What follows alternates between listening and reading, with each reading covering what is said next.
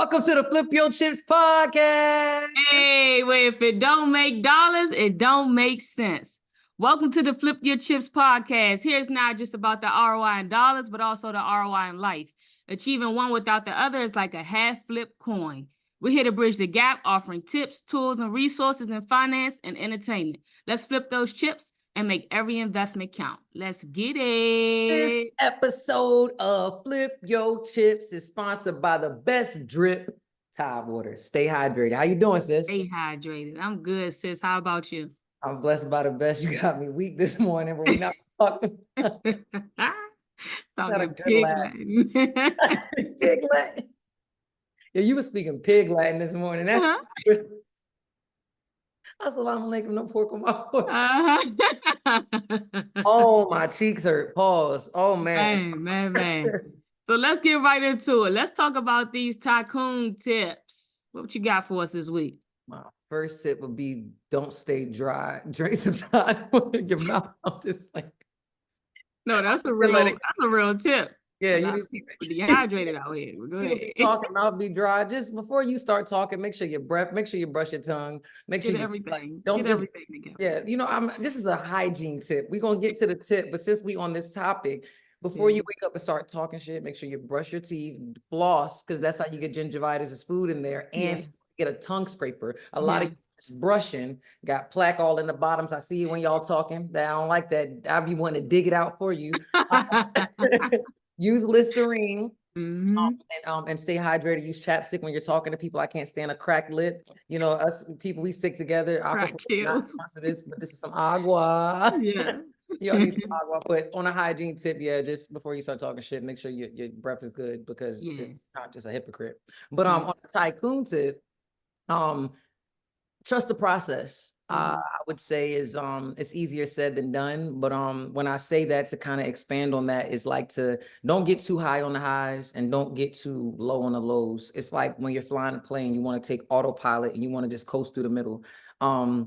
Speaking from personal experience, these last few months of my life has been very tumultuous and challenging, but we all are going through things. So I'm not here to play the victim. I don't look like what I've been through, but during it, I never questioned God in the process. I'm like, if God gave me good, then I got to also accept the bad. If God allowed it to happen, why don't we question the good, but we always question the bad? And it wasn't until as of recently that my trust in my process, I saw why God put me through everything that I went through. And at first I'm like, why? And now I'm just like, no, you can't have a testimony without being tested. And as I think it's easy to trust the process if you walk by faith. A lot of us don't trust the process because we don't have faith. So if you're having a hard time trusting where you are in your life and trusting the process, it could be indicative that you don't have as much faith as you think that you should. And in our previous episode, it was called Fearless. So it's got to be faith over fear every time. Like they don't go well together. So when your fear increases, your faith and your connection with God increases. And I feel like in my solitude and in my discernment, I can hear God's voice so much more clearly. And maybe when you're trying to trust the process, you need to be still, you need to be silent and make sure that you're hearing God and you're not hearing India, you're not hearing your mom, you're not hearing your dog. Sometimes I don't know if it's God's voice because I've consulted with too many people. And my mom always has a quote where she says, don't go to the phone, go to the throne. So when you really want to get connected to God, you got to shut down every single thing so that in the trials and tribulations that you may be walking through, that you know that, hey, this is for my greater good. Look at what they did to Malcolm X. Look at what they did to Martin Luther King. Look at what they did to Jesus Christ. Why would I be any different if these prolific people have went through certain things? So now I feel honored to be tested, to be in the same sentence as those great people. I pray that my demise isn't like theirs. But I will say that my faith has increased so much. And you know, personally, a lot, I'm speaking very ambiguously on this podcast, but you know the greatness that I've experienced this week.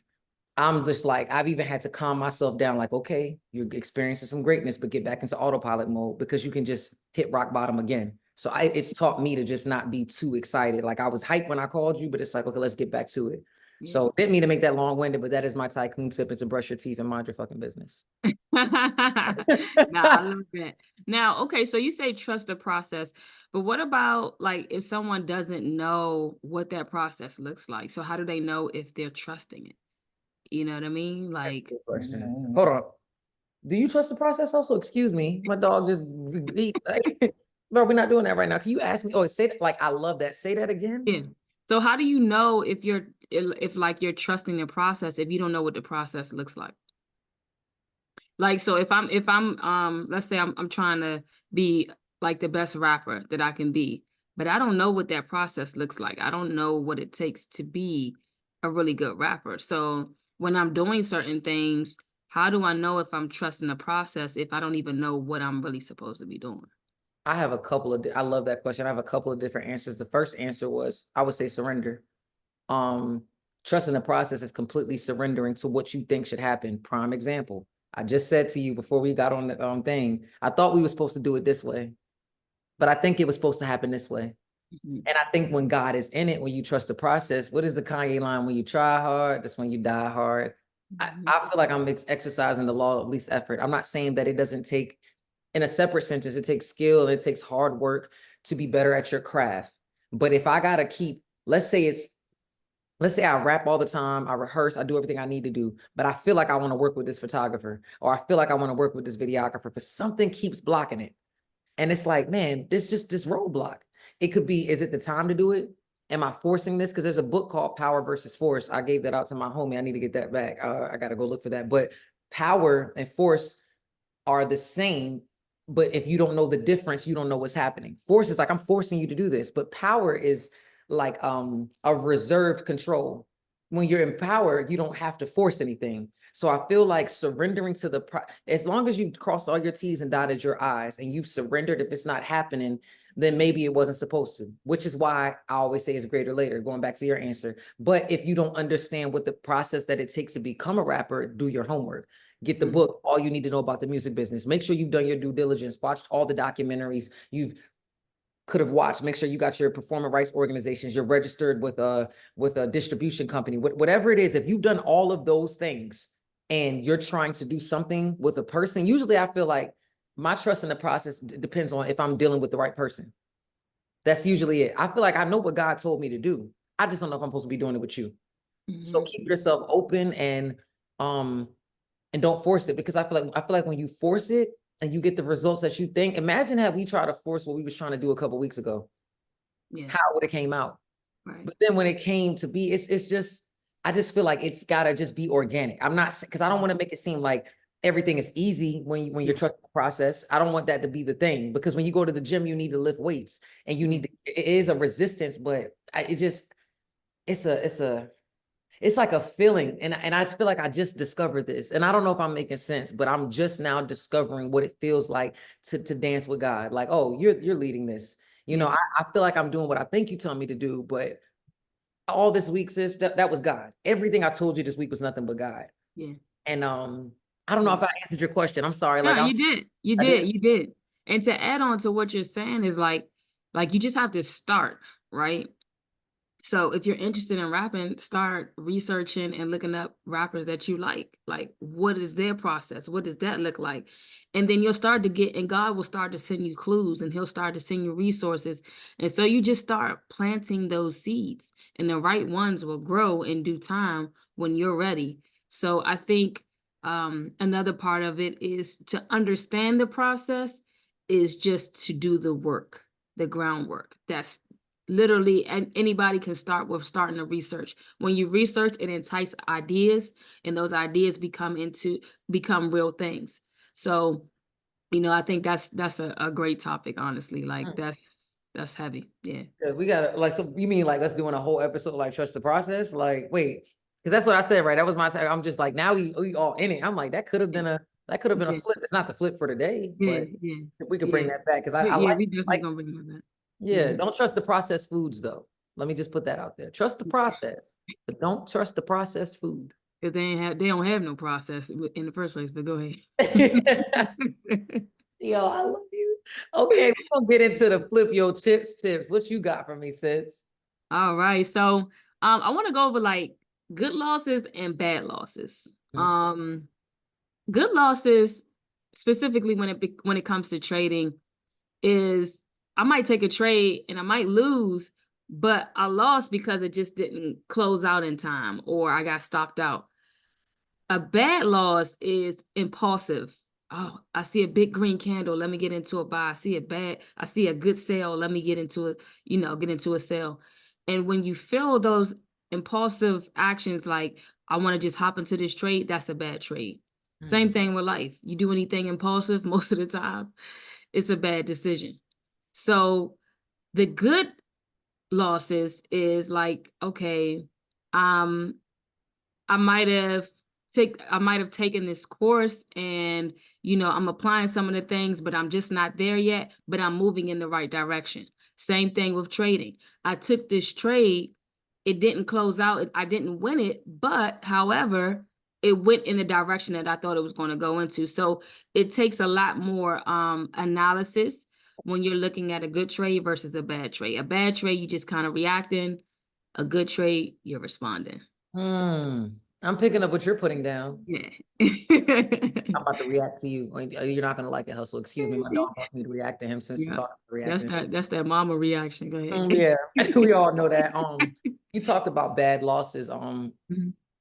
I, what I like to do when you're speaking, and the money psychologist terms for the people like that are still ignorant to it. And I want to be clear. Let me let the audience know I said something to you guys on like 2 episodes ago that you were going to be monitoring my growth. I have had to take a pause because you do not want to react or be emotional when you're trading. Life hit me real hard over the last 2 weeks. So like literally the day that I started y'all and y'all saw me on that episode, I haven't been able to track my growth. So if any of you have been looking for me to speak on what I'm doing, Let me pause you on that. That is growth. You recognizing your emotional state and where you are and knowing that that's not the right time to trade. So go ahead. well, hold up. You know what? Since we're there, because let me expand on that then. Yeah. Okay. We are in an era where we blaming our emotions, right? And and this is a question back to you, right? Okay, yes, it's fair that you said that I've grown and I can identify that, but we also in the era, it's my mental health. Like, I'm not gonna hold you. Yeah, I know that one too. Everybody, Yeah.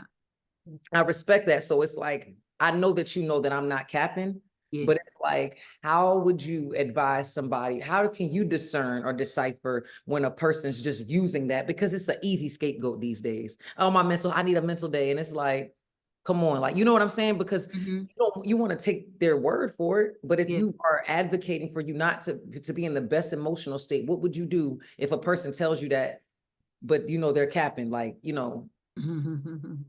Honestly, you can't say you're not in an emotional state if you haven't if you haven't had any emotion towards actually trading. So if I'm trading and I'm just frustrated and I'm losing time after time after time again, I know that there's something emotionally or psychologically that I need to reassess.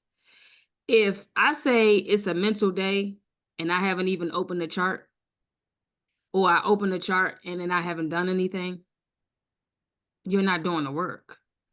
That's you're saying really the difference. on a mental day. Okay, just to be clear, if I'm making sure I'm picking up what you're putting down on a mental day, that you're saying that if they just don't even open a chart, that's indicative that they didn't try. So you're saying people should still try. I know you said you could do the demo trading. So if a person's having a mental day, you advise them to do demo trading, or do they just stay away from it? No, if they having a mental day, you stay away, but you won't know if you can handle the charts or not if you don't open the charts. So Does that still make try is sense? what you're saying. So try, Right, even if you're having a right. mental day, try to see what the impact is, so you're aware of how that looks on the chart. Exactly. So So if you try trading and you just feel yourself like being attached to those trades, like if you lose and you like just frustrated and it really gets to you, you don't need to be trading.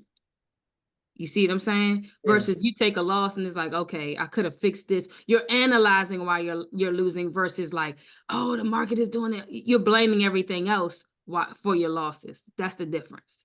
I'm not gonna hold you. I don't think we've ever talked about it like this, because what I thought from what you said, and forgive me if I'm wrong or I misheard you, what I thought a couple episodes back, you were saying that you don't recommend trading at all if you're emotional. However, it makes more sense to trade, to at least attempt to trade while you're emotional so you can see the impact. So I don't know if me or the audience, and if anybody got that or not got that, put that down in the comments. I just thought stay hands off of it. Yeah. But you're saying that, so for example, when I went through what I went through that day, right? I was like, I told you straight up, I don't think I should do it because based off of what you advised me to do, I'm like, I'm too emotional to do that. However, I didn't never try to see what it looks like if I am emotional. So do you think when I was going through that rough patch, I should have?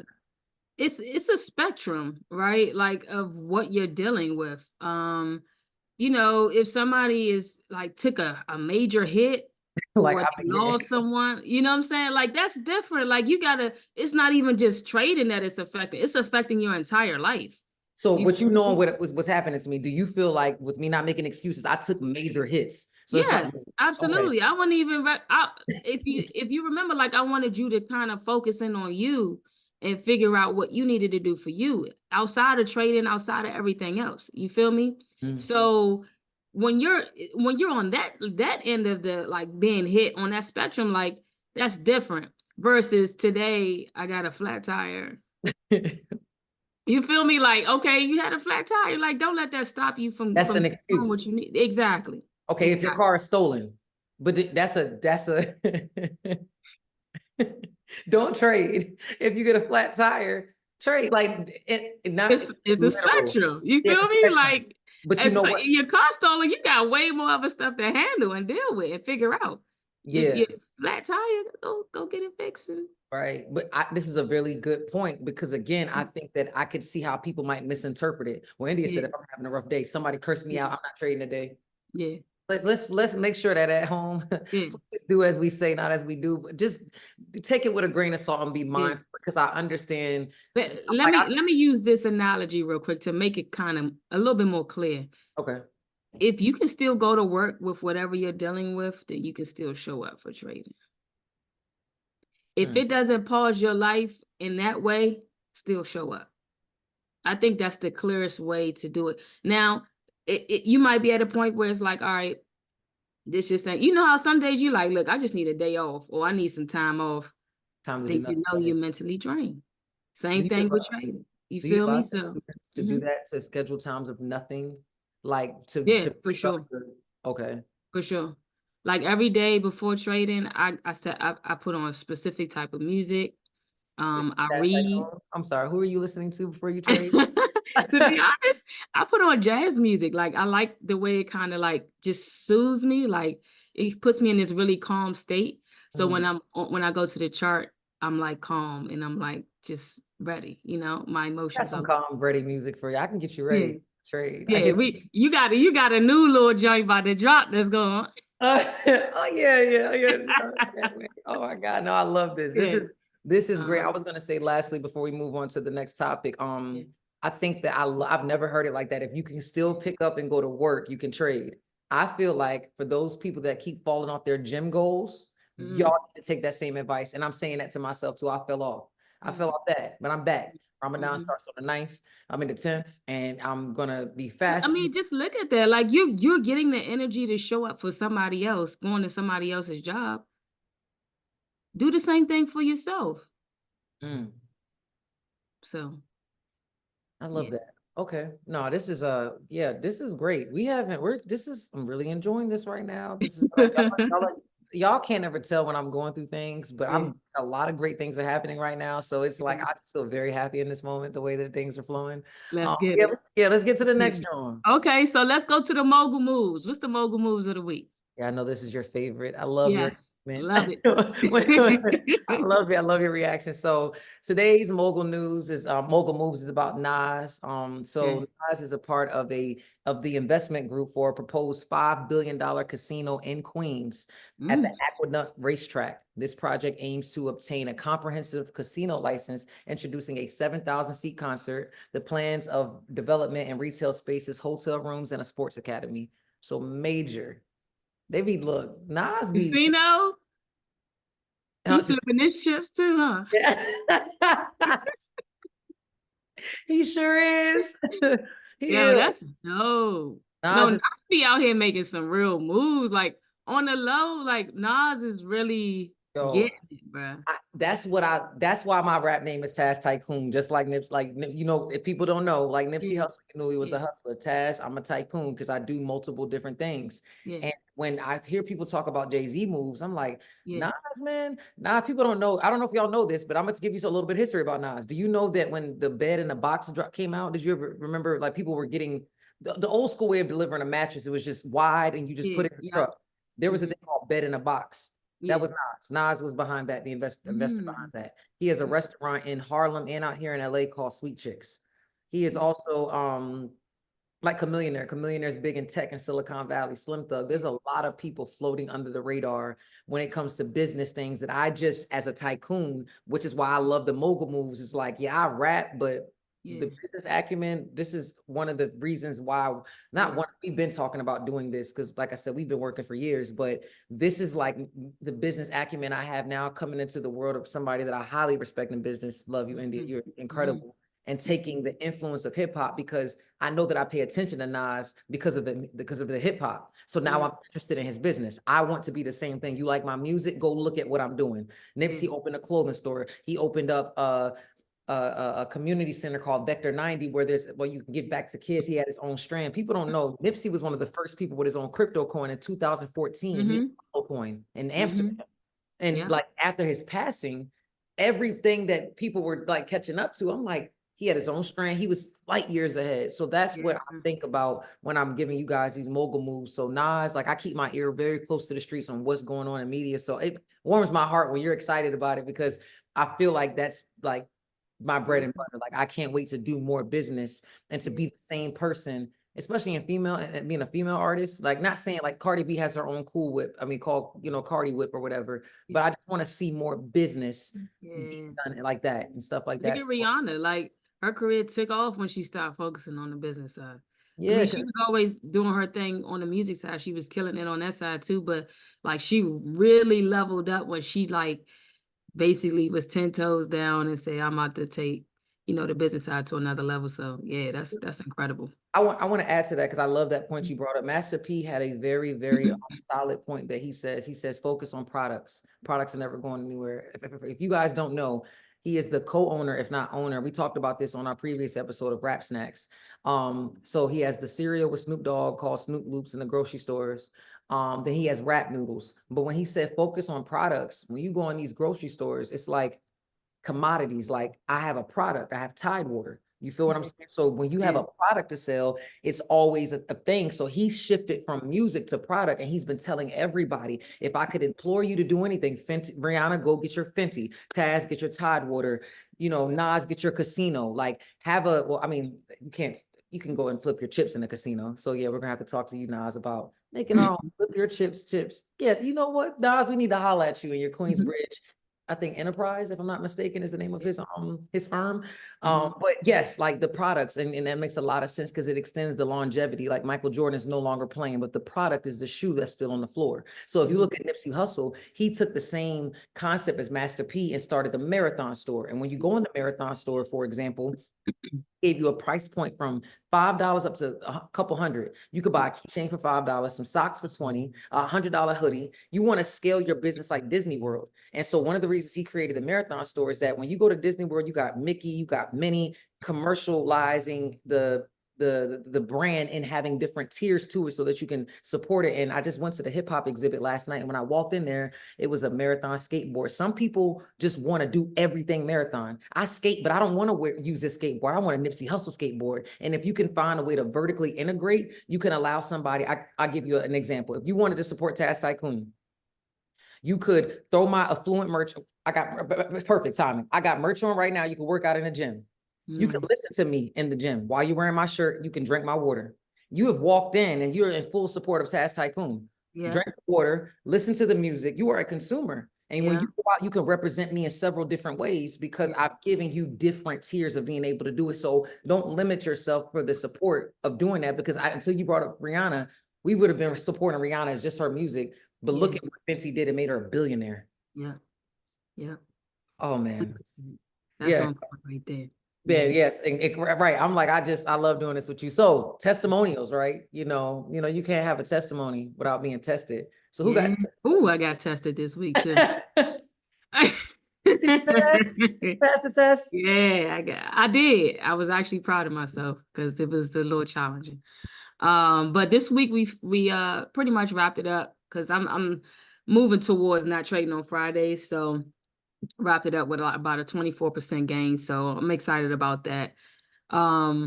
Of course, the copy trading. So whoever was involved in the copy trading, you know, the students or whatever, they were profitable as well. So that was exciting. So earlier this week, I was tested a little bit by someone else that's a trader. And they felt like my success was due to me observing them after one session. Okay. So just to give you a little backstory, okay, I always give credit where it's due. So I've been trading Forex for about 3 years. And so in December, I don't really trade Forex that much because it's not a good time to trade. People, the volume is low and people aren't really trading. People are shopping, they're traveling, you know, doing holiday things. So I was like, okay, let me try to figure out, you know, another creative way to make money this month. So a business partner of mine introduced me to a trader, and the trader was doing the binary options. So I saw him trading, and I'm like, okay, this is pretty cool. I said, I can actually apply the things that I've been doing from Forex to this. And that's how the whole course thing came up. But the way that the trader presented the whole situation was like, oh, if it wasn't for me, you wouldn't be successful, and you know, that whole type of thing. So initially I was already like, you got me fucked up, right? Was that a So reaction or a response? Was that a that was reaction? that was my thought. That Oh, was you didn't. my thought. Okay. Oh, you don't get like that. So when you do, I'm not advising it, but let me tell you, if any of you do Yeah, that, okay, keep going. I'm sorry. Go right.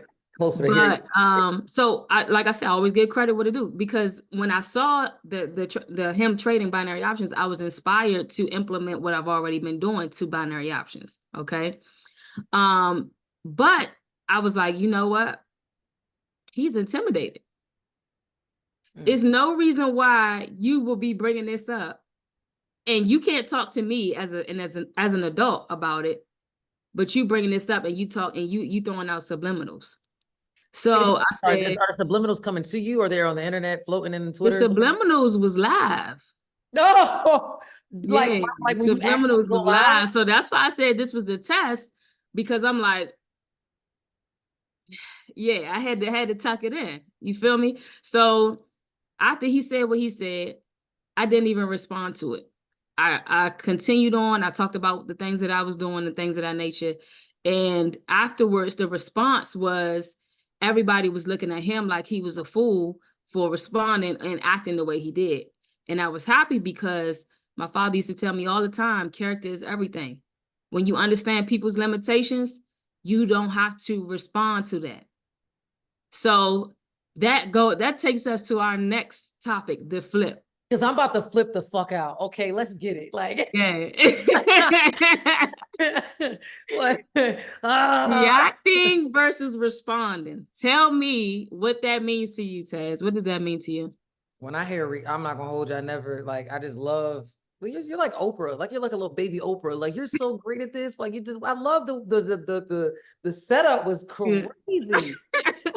Damn Oprah. Yeah. Okay. I've never heard it like that. Like react versus respond. As soon as I heard it, accountability is one of my best abilities. Yeah. So my first thought was, damn, like, do I react or respond? The first thing was me, like, what do I do? Like, I don't know. I feel like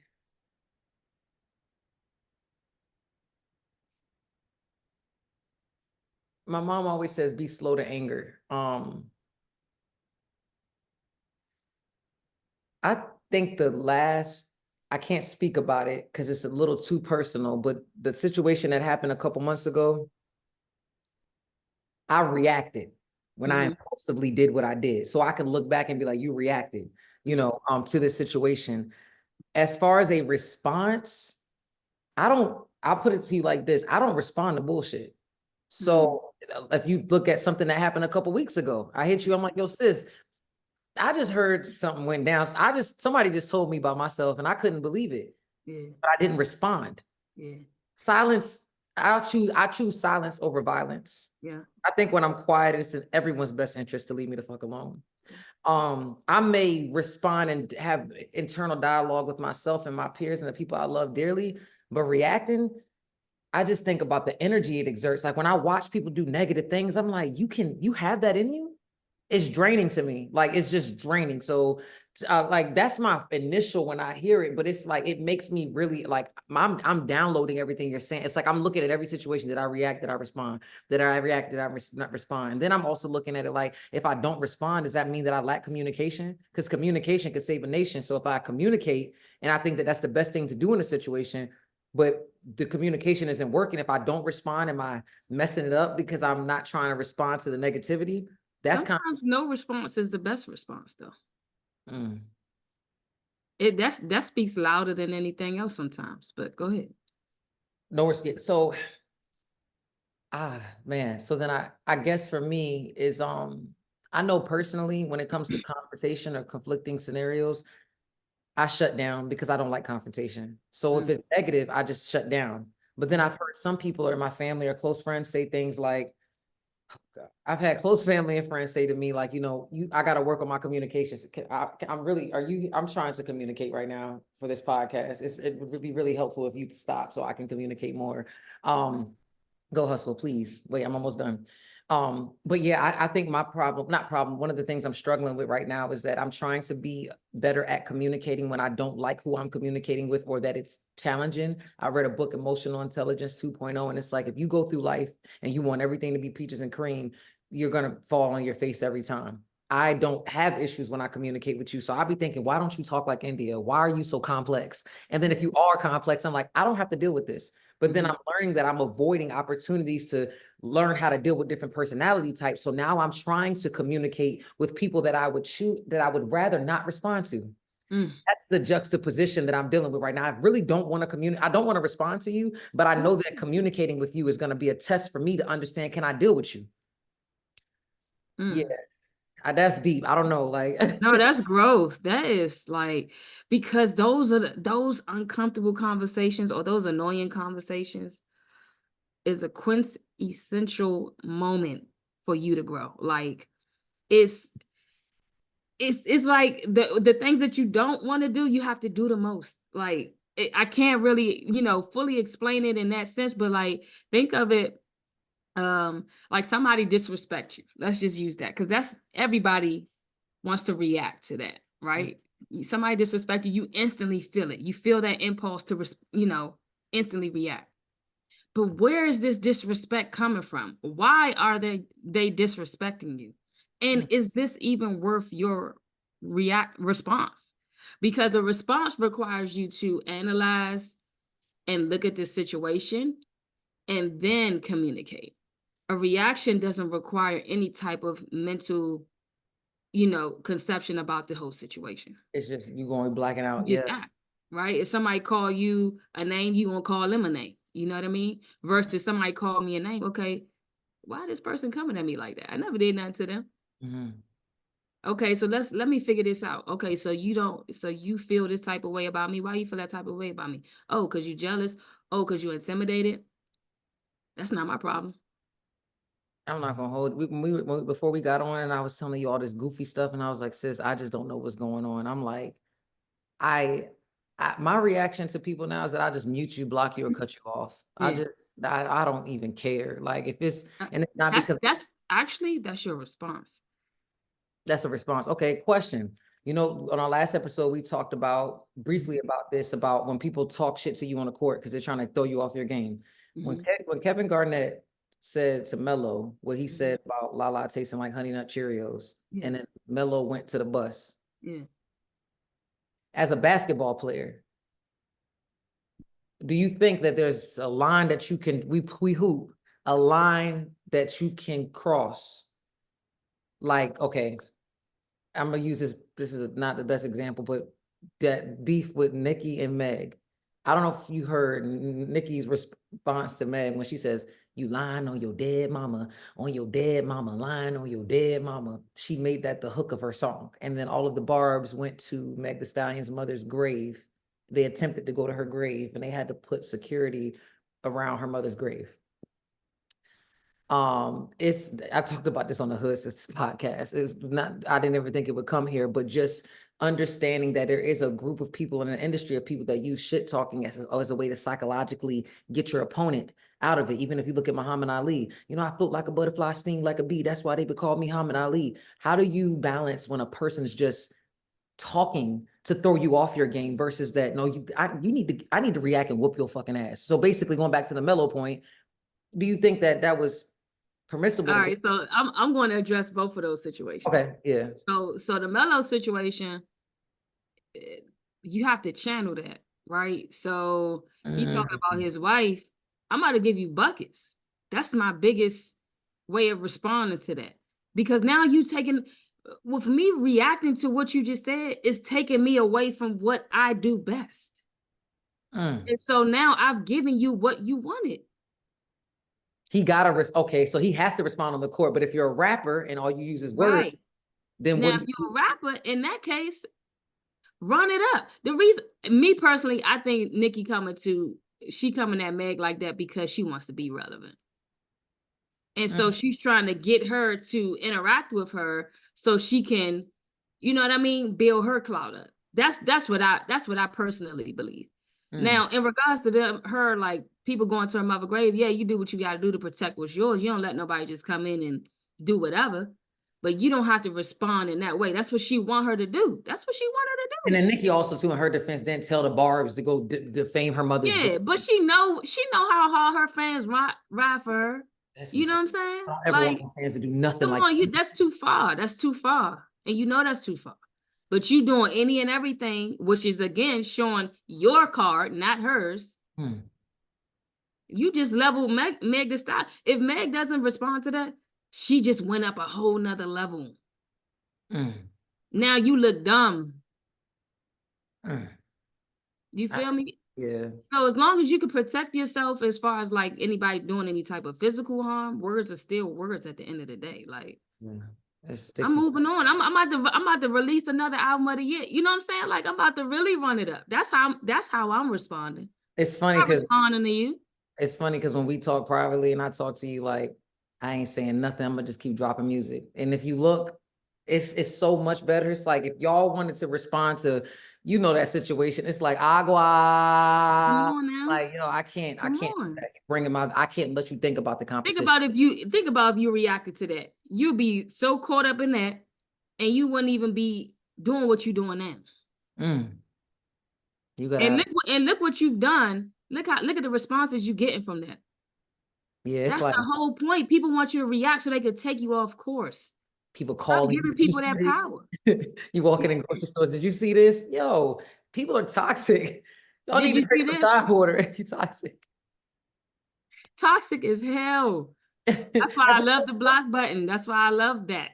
Have we talked about toxicity on our podcast yet? No, let's talk about that next one. We should, because we're gonna have to close it up for today. But the toxicity. Look, I love when we finish because it's like the conversations. It's like it just shows you how practical it is to talk about finance, money, and emotions. It's all relative. So we gotta, like flipping the coin one without the other. I don't know how to say it like you say it, but you know what it is at the beginning and everything. But today was epic. We encourage y'all to respond. Please don't react. But if you do want to react, we want you to react and hit that like button, that subscribe button, put us a comment in the bottom and turn on notifications, and make sure you stay tuned to the Flip Your Chips podcast. Catch y'all on the next one. Yeah, that's how I want to. Let's go. Love you, sis.